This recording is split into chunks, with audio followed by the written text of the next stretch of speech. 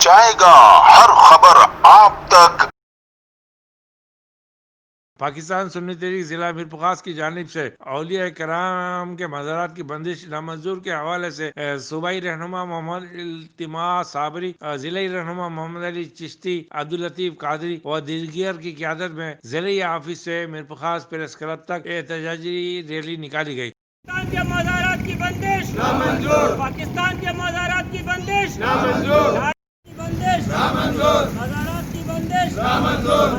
موقع پر مقررین کا کہنا تھا کہ ہم حکومت سندھ سے مطالبہ کرتے ہیں پاکستان کے مزارات کی بندش نامنظور، پاکستان کے مزارات کی بندش نامنظور، کہ مزارات اولیاء کی بندش کو فوری طور پر ختم کرتے ہوئے عقیدت مندوں کو مزارات پہ حاضری دینے کے حوالے سے فوری طور پر عملی اقدامات کیا جائے۔